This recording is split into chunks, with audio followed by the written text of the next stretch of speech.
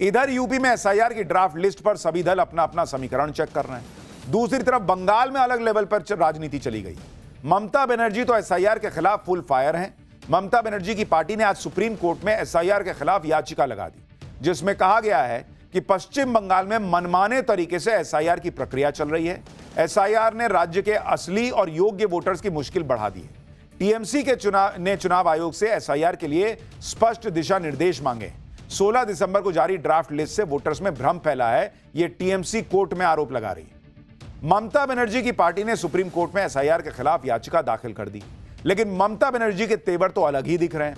ममता बनर्जी ने चुनाव आयोग पर आरोप लगाते हुए यह तक कह दिया कि एसआईआर के लिए चुनाव आयोग बीजेपी आईटी सेल के बनाए मोबाइल ऐप्स का इस्तेमाल कर रहा है। चुनाव आयोग व्हाट्सएप पर चलाया जा रहा है, यह अलोकतांत्रिक और गैरकानूनी है, यह सब नहीं चल सकता। ममता बनर्जी ने कहा कि वो एसआईआर के दौरान हुई मौतों के मामले पर सुप्रीम कोर्ट जाएंगी और जरूरत पड़ने पर खुद वकील की तरह पैरवी करने पहुंच जाएंगी। पश्चिम बंगाल में एसआईआर की ड्राफ्ट लिस्ट में कुल 58 लाख मतदाताओं के नाम कट गए और इसी वजह से ममता बनर्जी परेशान बताई जा रही है। बंगाल और यूपी में एसआईआर ने इंडी वालों में खलबली मचा रखी है। उधर ओवैसी महाराष्ट्र में अलग गर्दा उड़ाए हुए हैं। बीएमसी चुनाव में ओवैसी की पार्टी जोर आजमाइश कर रही है। ओवैसी की पार्टी पूरे दमखम के साथ बीएमसी चुनाव के लिए प्रचार कर रही है और इस दौरान ओवैसी के लिए दीवानगी अलग लेवल पे दिख रही है बॉस।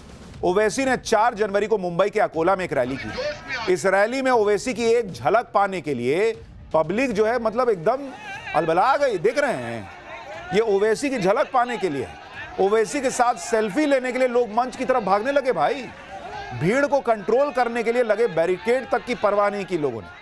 ओवैसी को देखने और सुनने के लिए इतनी भीड़ आई थी कि ग्राउंड छोटा पड़ गया। भाई, मंच से लगातार लोगों से अपील करनी पड़ी कि भाई मंच की तरफ मत आओ, बिजली का तार टूट गया है, करंट लग सकता है।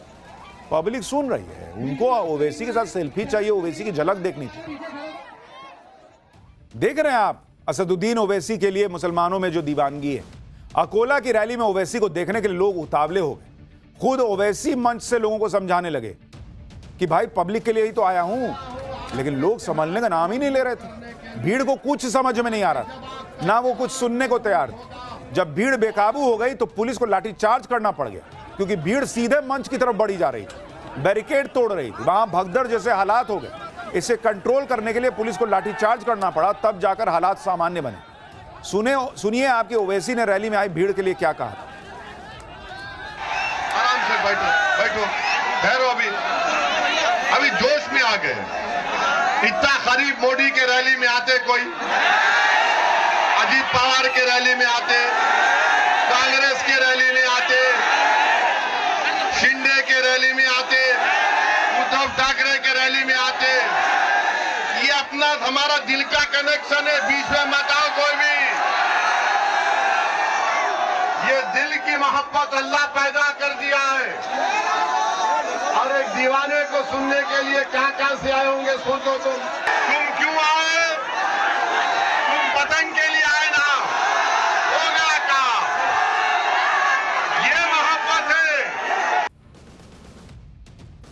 इंडी गठबंधन को ओवैसी से इसीलिए आग लगी रहती है क्योंकि धीरे धीरे करके ओवैसी जो है वो मुसलमानों के बीच अपनी पकड़ बना रहे हैं। और इंडी गठबंधन को लगता था कि भाई मुसलमान तो मेरा एकदम सेट वोट है, ये कहीं नहीं जाएगा। ओवैसी ने महाराष्ट्र में भयंकर हलचल मचा दी तो ओवैसी की पार्टी ने मुंबई के मेयर पद पर भी एक तरह से अपना दावा ठोक दिया है, जिससे राजनीति गर्मा गई। एआईएमआईएम ने कहा कि मुंबई की मेयर बुर्के वाली महिला भी बन सकती है। इस पर मुख्यमंत्री फडणवीस ने कहा कि मुंबई का मेयर एनडीए का होगा और मराठी होगा। सुनिए एक बार। अगर वो बन सकता है तो आई लव मोहम्मद सल्लल्लाहु अलैहि वसल्लम बोलने वाला क्यों नहीं बन सकता? क्यों कोई खान, पठान, शेख, अंसारी, कुरैशी, सैयद क्यों नहीं बन सकता मेयर?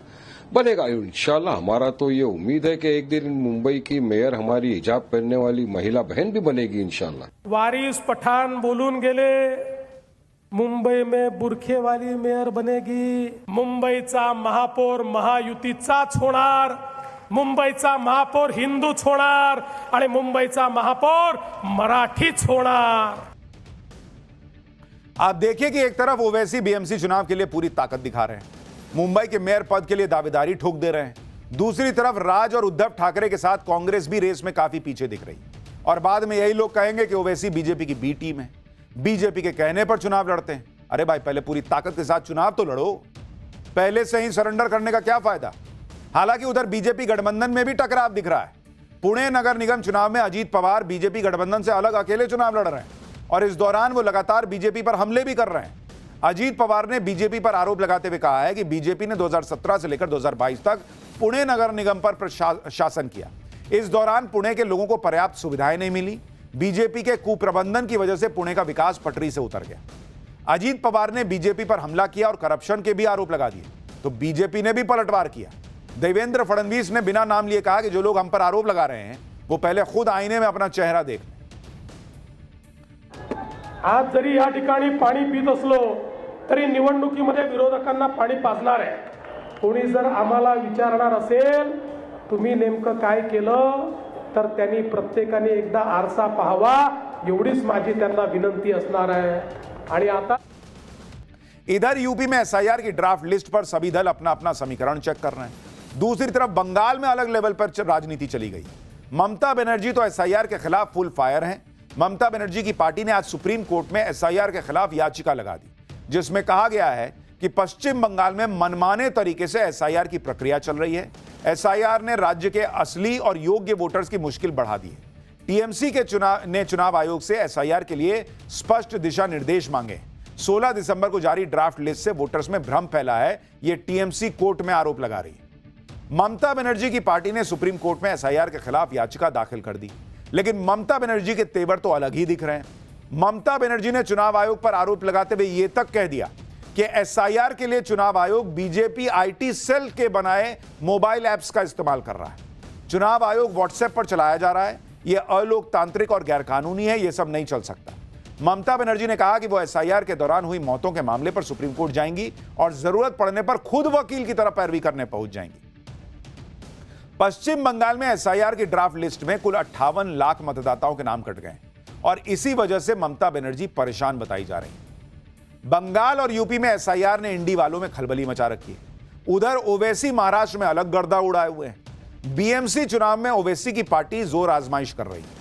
ओवैसी की पार्टी पूरे दमखम के साथ बीएमसी चुनाव के लिए प्रचार कर रही है और इस दौरान ओवैसी के लिए दीवानगी अलग लेवल पे दिख रही है बॉस। ओवैसी ने 4 जनवरी को मुंबई के अकोला में एक रैली की। इस रैली में ओवैसी की एक झलक पाने के लिए पब्लिक जो है मतलब एकदम अलबला गई। देख रहे हैं, ये ओवैसी की झलक पाने के लिए, ओवैसी के साथ सेल्फी लेने के लिए लोग मंच की तरफ भागने लगे। भाई भीड़ को कंट्रोल करने के लिए लगे बैरिकेड तक की परवाह नहीं की लोगों ने। ओवैसी को देखने और सुनने के लिए इतनी भीड़ आई थी कि ग्राउंड छोटा पड़ गया। भाई मंच से लगातार लोगों से अपील करनी पड़ी कि भाई मंच की तरफ मत आओ, बिजली का तार टूट गया है, करंट लग सकता है। पब्लिक सुन रही है, उनको ओवैसी के साथ सेल्फी चाहिए, ओवैसी की झलक देखनी चाहिए। देख रहे हैं आप असदुद्दीन ओवैसी के लिए मुसलमानों में जो दीवानगी है। अकोला की रैली में ओवैसी को देखने के लिए लोग उतावले हो गए। खुद ओवैसी मंच से लोगों को समझाने लगे कि भाई पब्लिक के लिए ही तो आया हूं, लेकिन लोग संभलने का नाम ही नहीं ले रहे थे। भीड़ को कुछ समझ में नहीं आ रहा था, ना वो कुछ सुनने को तैयार थे। जब भीड़ बेकाबू हो गई तो पुलिस को लाठीचार्ज करना पड़ गया, क्योंकि भीड़ सीधे मंच की तरफ बढ़ी जा रही थी, बैरिकेड तोड़ रही थी। वहां भगदड़ जैसे हालात हो गए। इसे कंट्रोल करने के लिए पुलिस को लाठीचार्ज करना पड़ा, तब जाकर हालात सामान्य बने। सुनिए आपके ओवैसी ने रैली में आई भीड़ के लिए क्या कहा था। आराम से बैठो ठहरो, अभी जोश में आ गए। इतना करीब मोदी के रैली में आते, कोई अजीत पवार के रैली में आते, कांग्रेस के रैली में आते, शिंदे के रैली में आते, उद्धव ठाकरे के रैली में आते। ये अपना हमारा दिल का कनेक्शन है, बीच में मत आओ कोई भी। ये दिल की मोहब्बत अल्लाह पैदा कर दिया है और एक दीवाने को सुनने के लिए कहां से आए होंगे सोचो। तुम क्यों आए? तुम पतंग के लिए आए ना, होगा का ये मोहब्बत है। इंडी गठबंधन को ओवैसी से इसीलिए आग लगी रहती है क्योंकि धीरे धीरे करके ओवैसी जो है वो मुसलमानों के बीच अपनी पकड़ बना रहे हैं और इंडी गठबंधन को लगता था कि भाई मुसलमान तो मेरा एकदम सेट वोट है, ये कहीं नहीं जाएगा। ओवैसी ने महाराष्ट्र में भयंकर हलचल मचा दी तो ओवैसी की पार्टी ने मुंबई के मेयर पद पर भी एक तरह से अपना दावा ठोक दिया है, जिससे राजनीति गर्मा गई। एआईएमआईएम ने कहा है कि मुंबई की मेयर बुर्के वाली महिला भी बन सकती है। इस पर मुख्यमंत्री फडणवीस ने कहा कि मुंबई का मेयर एनडीए का होगा और मराठी होगा। सुनिए एक बार। अगर वो बन सकता है तो आई लव मोहम्मद सल्लल्लाहु अलैहि वसल्लम बोलने वाला क्यों नहीं बन सकता? क्यों कोई खान, पठान, शेख, अंसारी, कुरैशी, सैयद क्यों नहीं बन सकता मेयर? बनेगा इंशाल्लाह। हमारा तो ये उम्मीद है कि एक दिन मुंबई की मेयर हमारी हिजाब पहनने वाली महिला बहन भी बनेगी इंशाल्लाह। वारिस पठाण बोलून गेले, मुंबई में बुरखेवाली मेयर बनेगी। मुंबईचा महापौर महायुतीचाच होणार, मुंबईचा महापौर हिंदूच होणार आणि मुंबईचा महापौर मराठीच होणार।